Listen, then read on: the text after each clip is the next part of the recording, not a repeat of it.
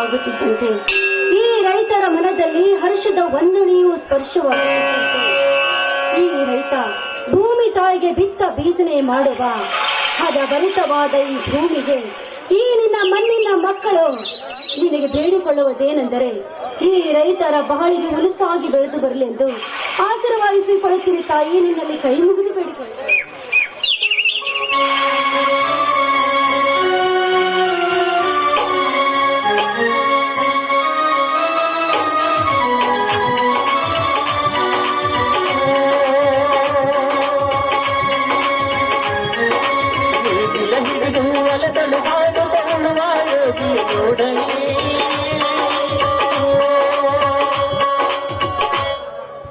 ಶಾಂತ, ಏ ಶಾಂತ, ಹೊತ್ತು ನೆತ್ತಿ ಮೇಲೆ ಬಂದರು ಇನ್ನೂ ನಿನ್ನ ಪೂಜೆ ಮುಗಿಲ್ವೇ? ಹಾ ಬನ್ನಿ ಸ್ವಾಮಿ, ಈಗ ತಾನೇ ಪೂಜೆ ಮುಗಿಯಿತು. ಪ್ರಸಾದ ತೆಗೆದುಕೊಳ್ಳುವರಂತೆ ಬನ್ನಿ.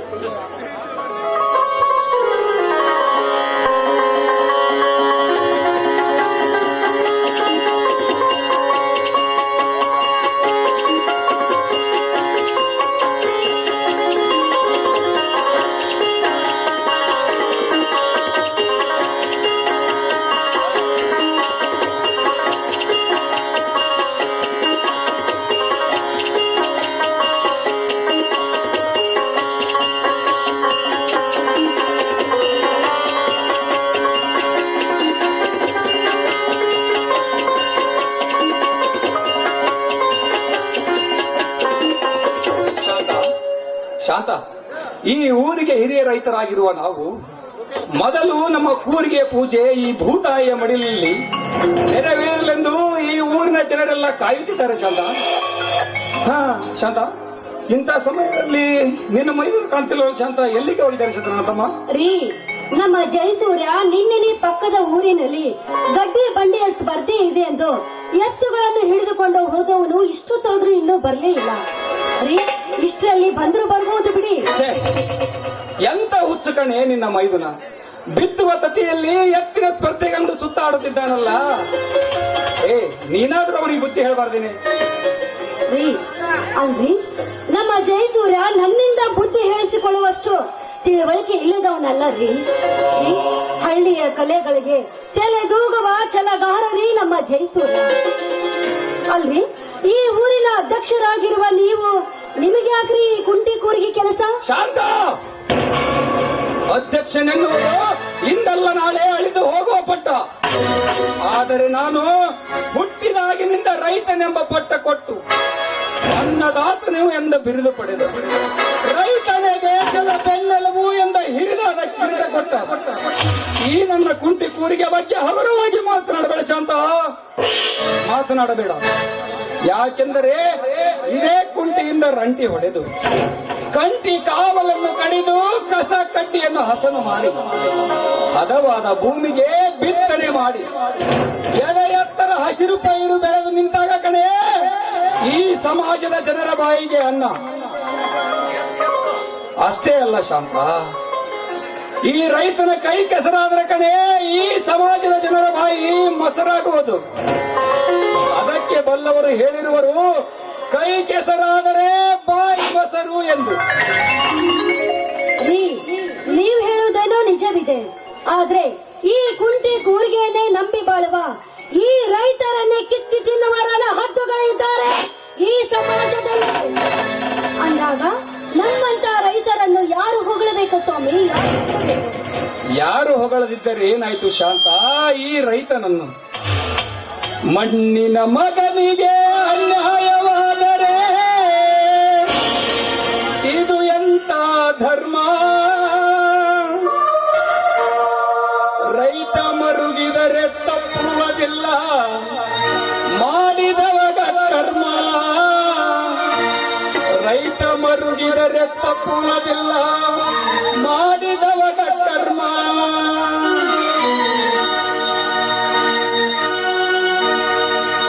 ಮಣ್ಣಿನ ಮಗನಿಗೆ ಅನ್ಯಾಯವಾದರೆ ಇದು ಎಂತ ಧರ್ಮ?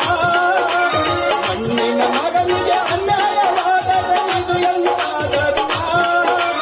ರೈತ ಮರುಗಿದರೆ ತಪ್ಪುವುದಿಲ್ಲ, ಮಾಡಿದವಗ ಕರ್ಮ. ರೈತ ಮರುಗಿದರೆ ತಪ್ಪುವುದಿಲ್ಲ,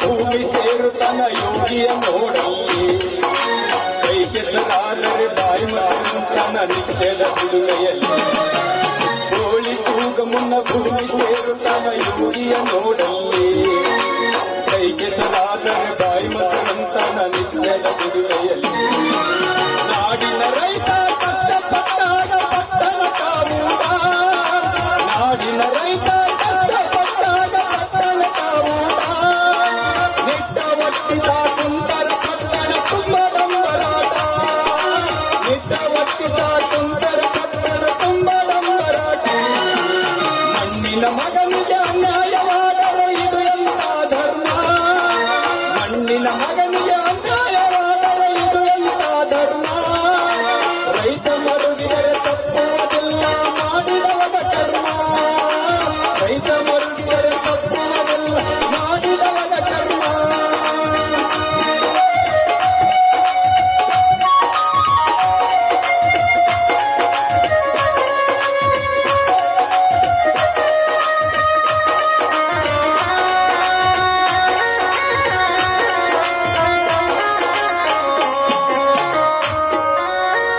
ಯಾರು ಹೊಗಳಿದ್ದರೆ ಏನಾಯ್ತು ಶಾಂತ ಈ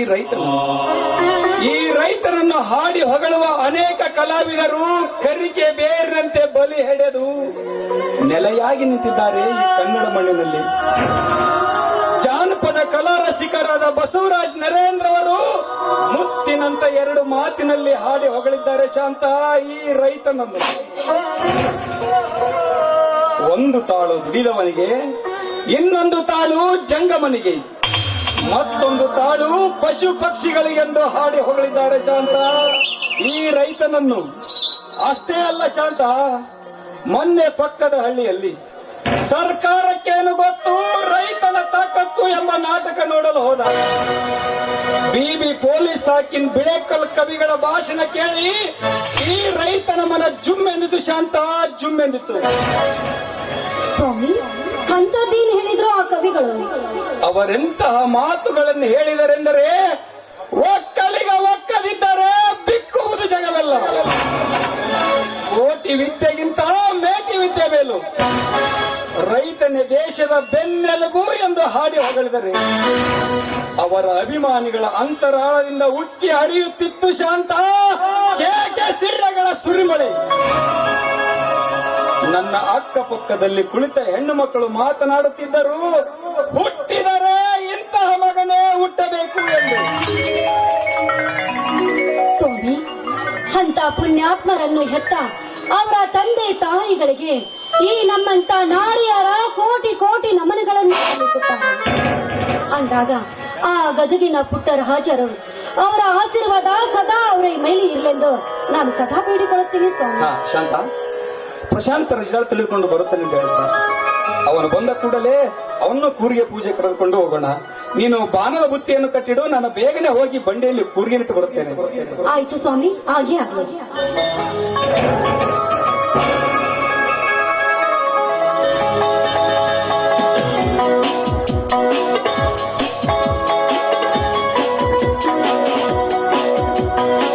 ಬನ್ರಿ.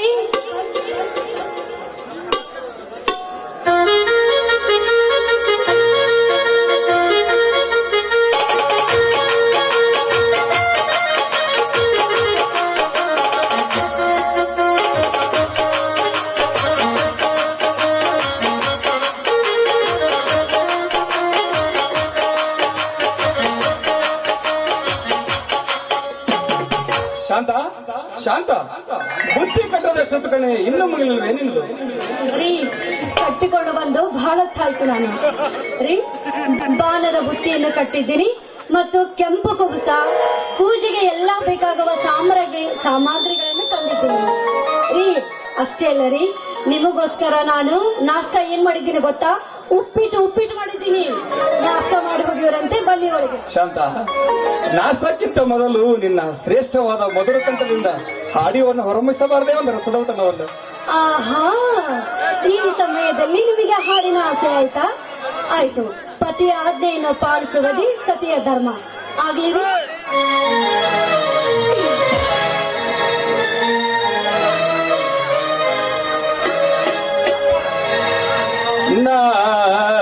ನಾನೊಲಿದೆನು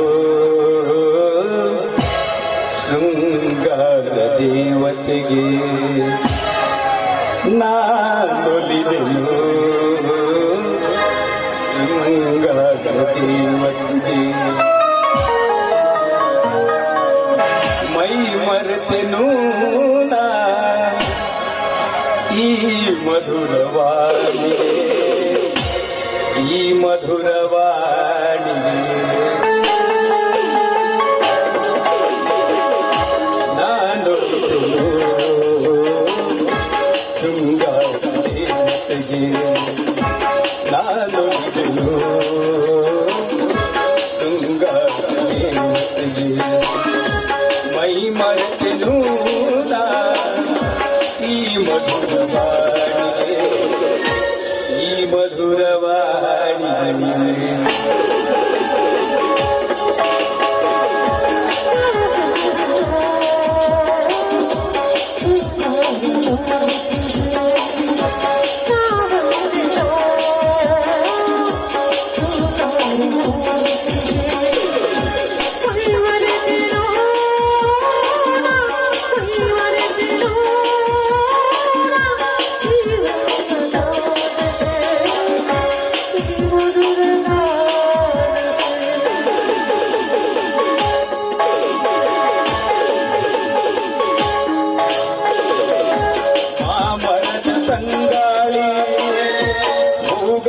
ಸೂಸಿದೆ ಮಾಮರದ ತಂಗಾಳಿ ಭೂಗಂಧ ಸೂಸಿದೆ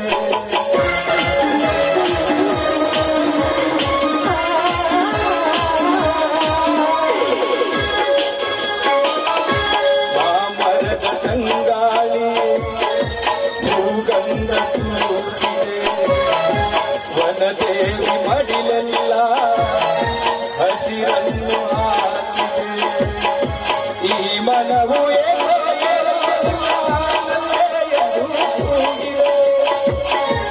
ಈ ಮನವು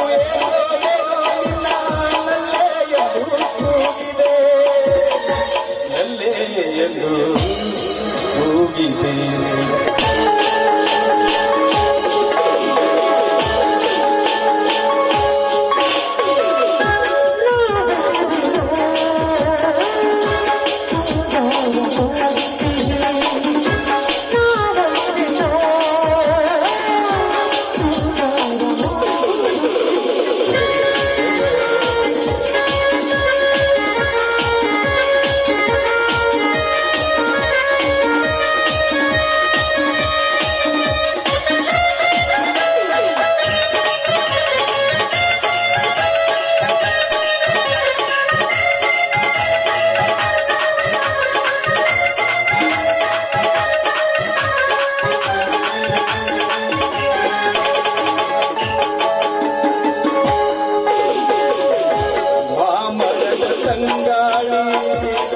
ಭೂಗಂಧ ಸೂಸಿದೆ ಮಾಮರದ ತಂಗಾಳಿ ಭೂಗಂಧ ಸೂಸಿದೆ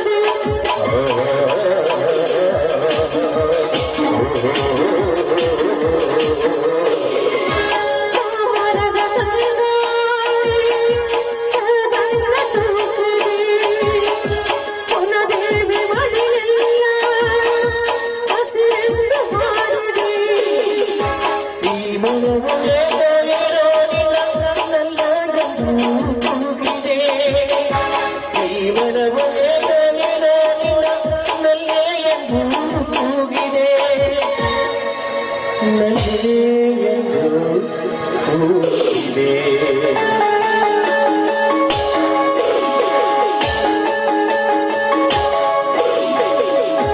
ನಾನು ಶೃಂಗ ದೇವತೆಗೆ ನಾನು ಶೃಂಗ ದೇವತೆಗೆ ಮೈ ಮರೆತೆನೋ ನಾ ಈ ಮಧುರವಾಡಿಗೆ ಈ ಮಧುರವಾಡಿಗೆ ಈ ಮಧುರವಾಡಿಗೆ ಲಾ ಲಾ ಲಾ ಲಾ ಲಾ ಲಾ ಲಾ ಲಾ ಲಾ.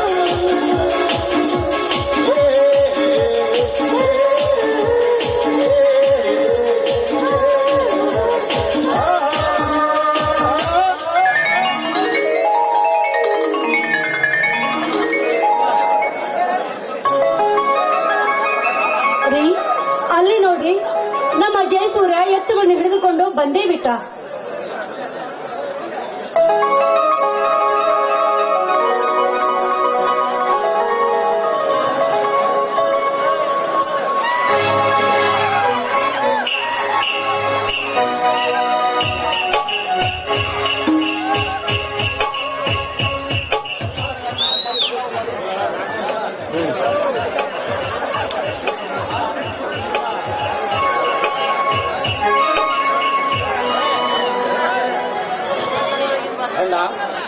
ಹತ್ತಿಗೆ ಸುತ್ತ ಹತ್ತೂರಿಗೆ ಉತ್ತಮ ರೈತ ನೆನೆಸಿಕೊಂಡಿರುವ ಈ ಜಯಸೂರ್ಯನ ಜೋಡಿ ಎತ್ತಿನ ಸ್ಪರ್ಧೆಯಲ್ಲಿ ಎಲ್ಲ ಎತ್ತಿನಕ್ಕಿಂತ ಮುಂದೆ ಓಡಿ 1800 ಮೀಟರ್ ಅತಿ ವೇಗವಾಗಿ ಓಡಿ ಈ 50,000 ಹಣವನ್ನು ಗೆದ್ದ ಬಂದ ನಾಯಿ ನಮ್ಮ ರಾಮ ಲಕ್ಷ್ಮಣರು. ಅಣ್ಣ, ಇದೇ ರೀತಿ ಜಯ ಸಾಧಿಸಲೆಂದು ಆಶೀರ್ವಾದ ಮಾಡೋಣ. ಈ ನಿನ್ನ ಬೆನ್ನ ಹಿಂದೆ ಆ ಜಯ ಎಂಬ ಜಯಂಕಾರವು ಜಯ ಜಯ ಎಂದು ಜಯಂಕಾರವಾಗಿ ಹೊರಹೊಮ್ಮುತ್ತದೆ. ಆ ಮಹೇಶ್ವರ ನಿನ್ನನ್ನು 100 ಕಾಲ ಸುಖವಾಗಿಡಲಪ್ಪ ತಮ್ಮ. ಎದ್ದೆ ಅಣ್ಣ, ಎತ್ತ ತಾಯಿ ತಂದೆ ಅಂತಿರುವ ಅಣ್ಣ ಅತ್ತಿಗೆರ ಆಶೀರ್ವಾದ ನನ್ನ ಮೇಲೆ ಇರೋರಿಗೂ ಸೋಲನ್ನು ಅದು ನನ್ನ ಸಮೀಪ ಕೂಡ ಸುಳಿಯೋದಿಲ್ಲ. ನನ್ನ ಸಮೀಪ ಕೂಡ ಸುಳಿಯೋದಿಲ್ಲ. ಶಾಂತ, ಶ್ರೀ ಮಹೇಶ್ವರ ಗಜಾನನ ಯುವಕ ಸಮಿತಿಯವರು ಏರ್ಪಡಿಸಿದ ಎತ್ತಿನ ಸ್ಪರ್ಧೆಯಲ್ಲಿ ಸುತ್ತ ಹಳ್ಳಿಯಲ್ಲಿ ನನ್ನ ತಮ್ಮನ ಹೆಸರನ್ನು ಹೊತ್ತು ಮೆರೆಸಿದ ಈ ನನ್ನ ಮುತ್ತಿನ ಎತ್ತುಗಳಿಗೆ ಆರತಿಯನ್ನು ಬೆಳೆತಿಗಿ ನೆದರುತೆಗೆ ಹೋಗು. ಶಾಂತ, ನೆದರುತೆಗೆ ಹೋಗು. ಆಯ್ತು ಸ್ವಾಮಿ, ಈ ನಮ್ಮ ಮನೆತನದ ಕೀರ್ತಿಯನ್ನು ಹೊತ್ತು ಮೆರೆಸಿದ ಈ ಬಸವಣ್ಣನಿಗೆ ಮುತ್ತಿನ ಆರತಿ ಮಾಡಿ ನೆದರು ತೆಗೆಯುತ್ತೇನೆ. ಪರಮೇಶ್ವರ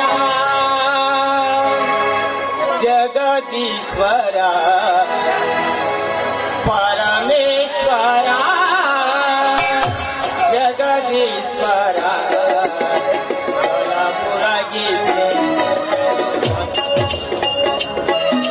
ಕಲಬುರಗಿ ಶರಣು ಬಸವೇಶ್ವರ ಪರಮೇಶ್ವರ.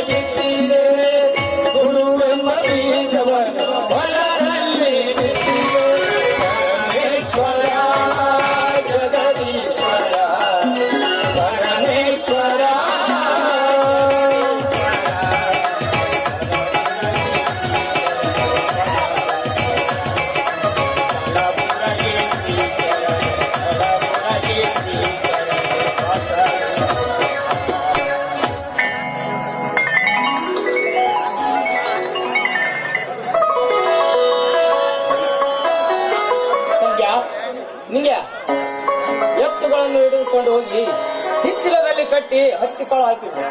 ಬಿತ್ತನೆ ಮಾಡಲು ಹೋಗಲು ಒತ್ತಾಗುತ್ತದೆ. ಆಯ್ತು ಅಣ್ಣ, ಹಾಗೆ ಮಾಡ್ತೀನಿ.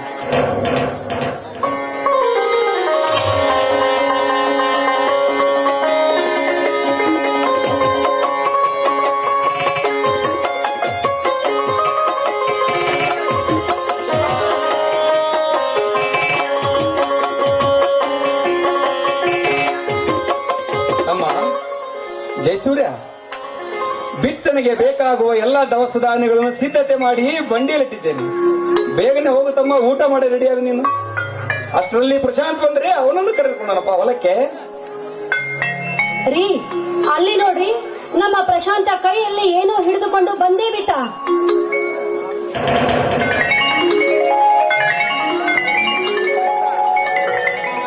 ಅಣ್ಣ, ಅತ್ತಿಗೆ,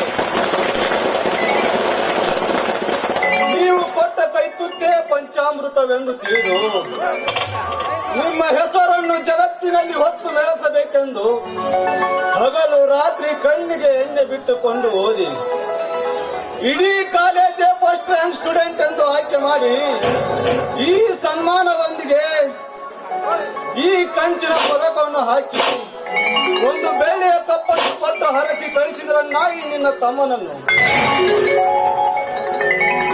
ಅಣ್ಣ, ಅತ್ತಿಗೆ, ಈಗ ಈ ನಿಮ್ಮ ತಂದ ವಿದ್ಯಾದೇವತೆ ಇದ್ದಾವರೆಯಲ್ಲಿ ಅರಳುವ ಪುಷ್ಪವಾಗಲಿ ಎಂದು ನನಗೆ ಆಶೀರ್ವಾದ ಮಾಡಿದ.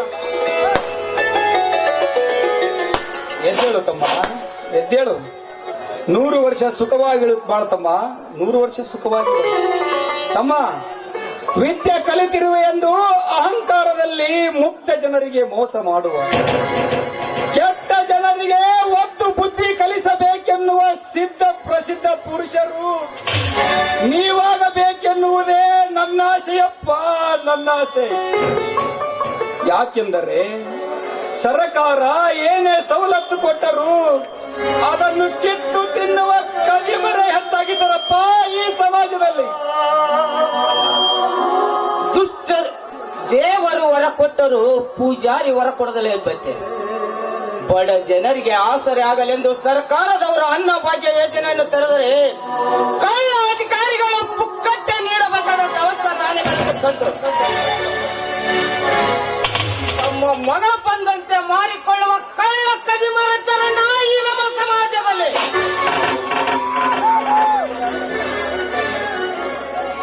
ಬಡ ಮಕ್ಕಳಿಗಾಗಿ ಶಾಲೆಯಲ್ಲಿ ಬಿಸಿ ಊಟ ಯೋಜನೆಯನ್ನು ತೆರೆದರು.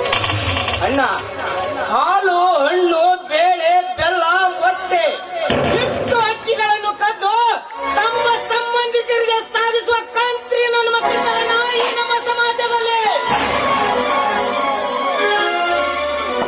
ಅಂತವರು ವಿದ್ಯಾ ಕಲಿತು ಬುದ್ಧಿ ಇಲ್ಲದಂತೆ ಇರುವಂತ ನಾಲ್ಕು ನನ್ನ ಮಕ್ಕಳಿಗೆ ಒತ್ತು ಬುದ್ಧಿ ಕಲಿಸಂತ ಸಿದ್ಧ ಪ್ರಸಿದ್ಧರಾಗಿ ಪೊಲೀಸ್ ಅಧಿಕಾರಿಯಾಗಿ ಬರಲಿ ನನ್ನ ತಮ್ಮ ಪ್ರಶಾಂತ. ನಿನ್ನ ಮಾತು ಸತ್ಯವಿದೆ. ಭೂಮಂಡಲವೆಂದರೆ ಹೆತ್ತ ತಾಯಿಗೆ ಹೋಲಿಸುತ್ತಾರೆ. ಅಂತ ತಾಯಿ ನಾಯಿಗೆ ಕೇಡು ಬಗೆಯುವ ಹೆಚ್ಚು ಜನರು ಹೆಚ್ಚಾಗಿದ್ದಾರಣ್ಣ ಈ ಭೂಮಂಡಲದಲ್ಲಿ. ಮರಳು ಸಾಗಾಣಿಕೆಯನ್ನು ನಿಲ್ಲಿಸಬೇಕೆಂದು ಸರ್ಕಾರ ಎಷ್ಟು ಸಾರಿ ಹೇಳಿದರು. ಲಂಚದಾಸೆಗೆ ಅನುಮತಿ ನೀಡುವ ಅಧಿಕಾರಿಗಳೇ ಹೆಚ್ಚಾಗಿದ್ದಾರಣ್ಣ ಈ ಸಮಾಜದಲ್ಲಿ. ಭೂತಾಯಿಯ ಒಡಲನ್ನೇ ಬಗೆದು ಕೆಟ್ಟದತ್ತು ಶ್ರೀಮಂತನೆಂಬ ಪಟ್ಟ ಪಡೆಯುವ ಕೆಟ್ಟ ಗುತ್ತಿಗೆದಾರಿದ್ದಾರಣ್ಣ ಈ ಸಮಾಜದಲ್ಲಿ. ತಮ್ಮಂದಿರ, ನಿಮ್ಮಿಬ್ಬರ ದೇಶ ಪ್ರೇಮಕ್ಕೆ ನಾನು ಮೆಚ್ಚುತ್ತೇನಪ್ಪ, ಮೆಚ್ಚುತ್ತೇನೆ. ಆದರೆ ಅಣ್ಣ ತಮ್ಮಂದಿರು ಒಗ್ಗಟ್ಟಿನಿಂದ ಬಾಳುತ್ತಾರೆಂದರೆ ಅವರ ಒಗ್ಗಟ್ಟಿಗೆ ಕಲ್ಲು ಒಗೆದು ಕೇಕೆ ಹಾಕಿ ನಗುವ ದುಷ್ಟ ಜನರ ತಳ್ಳೂರಿಗೆ ಸಿಲುಕಬೇಡಿರಪ್ಪ, ಸಿಲುಕಬೇಡಿರಿ. ತಲಾಂತರದಿಂದಲೂ ಈ ನಮ್ಮ ಮಾನುಳ್ಳವರ ಮನೆತನ ಎಂದು ಬಿರಿದು ಪಡೆದ ಈ ನಿಮ್ಮ ನಮ್ಮ ಮನೆತನಕ್ಕೆ ಈ ನಿಮ್ಮ ಅಣ್ಣನ ಉಸಿರಿರುವ ತನಕ ಹೊರಕಾಗುವುದಿಲ್ಲವೆಂದು ನನಗೆ ವಚನ ಕೊಡಿರಪ್ಪ, ವಚನ ಕೊಡಿರಪ್ಪ ವಚನ. ದುಷ್ಟರು ದಂಡಿಗೆ ದಂಡೆತ್ತಿ ಬಂದರು, ಅವರ ಎದೆ ಗುಂಡಿಗೆ ನೆಚ್ಚಿ ಧರ್ಮದ ದಾರಿಯಲ್ಲಿ ನಡೆಸಿ ನ್ಯಾಯ ದೇಗುಲವಾದ ಈ ನಮ್ಮ ಮನೆತನಕ್ಕೆ ನ್ಯಾಯವೆಸಗಲು ಬಂದರೆ ಅವರ ಉಸಿರನ್ನೇ ತೆಗೆದು ಊರು ಕಾಯುತ್ತೆ. ಈ ಅಣ್ಣ ತಮ್ಮರ ಒಗ್ಗಟ್ಟಿನಲ್ಲಿ ಒಡಕಾಗಲೆಂದು ಕೆಡಕು ಮಾತನಾಡಿ ಒಡಕು ಮಾಡಲು ಮುಂದೆ ಬಂದರೆ ಅವರ ಕತ್ತನ್ನೇ ಕತ್ತರಿಸಿ ಧರ್ಮದ ದಾರಿಯಲ್ಲೇ ನಡೆಯುತ್ತೇನೆ. ನಮ್ಮ ಉತ್ತಮರ ಮನೆತನ ಎಂದು ಖ್ಯಾತಿ ಪಡೆದಿರುವ ಈ ನಮ್ಮ ಬಾನುಳ್ಳವರ ಮನೆತನಕ್ಕೆ ಕಿಂಚಿತ್ತು ಕುತ್ತು ಬರದಂತೆ ಕಾಯ್ತೇನೆ ನಾ. ಈ ನನ್ನ ಮಾತು ನನ್ನ ತಂದೆ ಮಹೇಶ್ವರ ಪಾದದಾರಿಗೆ ಸತ್ಯನ. ಅಣ್ಣ, ಕನ್ನಡಾಂಬೆಯ ಕಂದನಾಗಿ, ಭಾರತಾಂಬೆಯ ಬಾಡಿಗರಾಗಿ, ಅಕ್ಷರಾಂಬೆಯ ಸೇವಕನಾಗಿ, ಕಾನೂನಿನ ರಕ್ಷಕನಾಗಿ, ದುಷ್ಟರನ್ನು ಸಂಹರಿಸಿ ಶಿಷ್ಟರನ್ನು ಸಂರಕ್ಷಿಸಿ ಅಣ್ಣ ಅತ್ತಿಗೆಯ ಮಾತೇ ವೇದವಾಕ್ಯವೆಂದು ನಂದ ಗೋಕುಲ ಹೊಂದಿರುವ ಈ ನಮ್ಮ ಮಾನುಳವರ ಮನೆತನಕ್ಕೆ ಯಾವ ಕಳಂಕವನ್ನು ತರುವುದಿಲ್ಲವೆಂದು ನಿಮ್ಮ ಪಾದದ ಮೇಲೆ ವಚನ ಕೊಡುತ್ತೇನೆ ನಾನು. ಈ ನನ್ನ ಮಾತು ಸತ್ಯ ಸತ್ಯ ಸತ್ಯ. ರೀ, ಪತಿಗೆ ತಕ್ಕ ಸತಿಯಾಗಿ, ಮೈದುನರಿಗೆ ತಕ್ಕ ತಾಯಿಯಾಗಿ, ಈ ಮಾನುಳ್ಳವರ ಮನೆತನಕ್ಕೆ ತಕ್ಕ ಸೊಸೆಯಾಗಿ, ಈ ನಿಮ್ಮ ಅಣ್ಣ ತಮ್ಮಂದಿರ ಪ್ರೀತಿ ಅನ್ಯೂನ್ಯವಾಗದಂತೆ, ಈ ನಿಮ್ಮ ಪ್ರೀತಿ ವಾತ್ಸಲ್ಯಕ್ಕೆ ಯಾವುದೇ ಕೊರತೆ ಆಗದಂತೆ ನಾ ನಿಮ್ಮ ಮಾತು ನಂಬಿ, ಪತಿಯೇ ಸರ್ವಸ್ವ ಎಂದು ನಂಬಿ ನಿಮ್ಮ ಪಾದದ ಮೇಲೆ ಕೈ ಇಟ್ಟು ನಾನು ವಚನ ಕೊಡುತ್ತೀನಿ ಸ್ವಾಮಿ. ಈ ನನ್ನ ಮಾತು ಸತ್ಯ. ಅಣ್ಣನೇ ನಮ್ಮ ದೇವರೆಂದು ನಂಬಿರುವ ನನ್ನ ತಮ್ಮಂದಿರಿಗೆ, ಪತಿಯೇ ನನ್ನ ಸರ್ವಸ್ವವೆಂದು ನಂಬಿರುವ ಈ ನನ್ನ ಸತಿಗೆ, ನ್ಯಾಯ ದೇಗುಲದಂತಿರುವ ಈ ನಮ್ಮ ಮಾನುಳ್ಳವರ ಮನೆತನಕ್ಕೆ, ನನ್ನನ್ನು ನಂಬಿ ಅಧ್ಯಕ್ಷನನ್ನಾಗಿ ಮಾಡಿದ ಈ ನನ್ನ ಗ್ರಾಮದ ಜನರ ನಂಬಿಕೆಗೆ ನನ್ನ ಈ ನರನಾಡಿಯ ಮಿಡಿತವನ್ನೇ ಮುಡಿಪಾಗಿಡುತ್ತೇನೆಂದು ಶ್ರೀ ಮಹೇಶ್ವರನ ಪಾದದ ಮೇಲೆ ಪ್ರಮಾಣ ಮಾಡಿ ಹೇಳುತ್ತೇನೆ. ಈ ಮಾತು ಸತ್ಯ ಸತ್ಯ ಸತ್ಯ.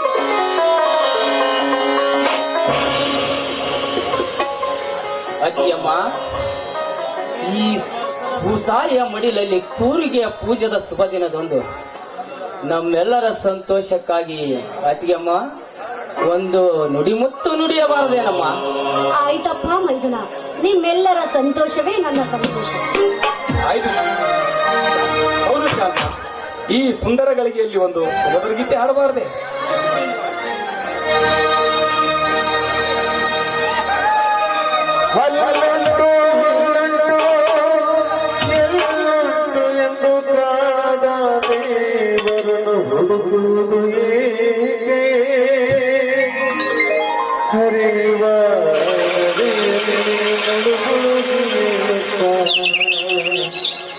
ಮುಕ್ತಿ ದೊರೆಯುವುದು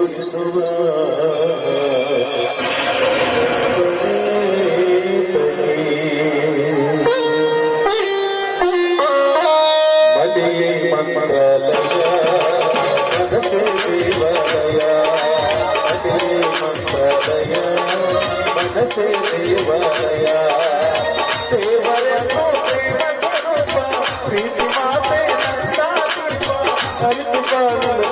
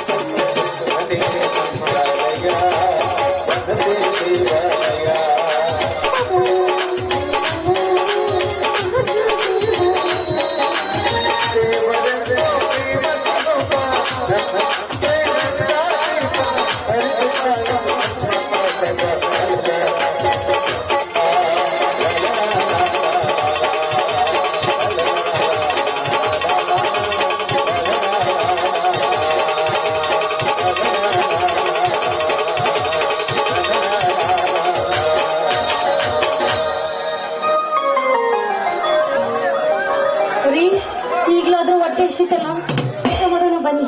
ಹಸಿದಿದೆ ಶಾಂತ. ಮೊದಲು ಕೂರಿಗೆ ಪೂಜೆಗೆ ಹೊತ್ತಾಯ್ತು. ನಡ್ರಪ್ಪ ತಮ್ಮಂದಿರ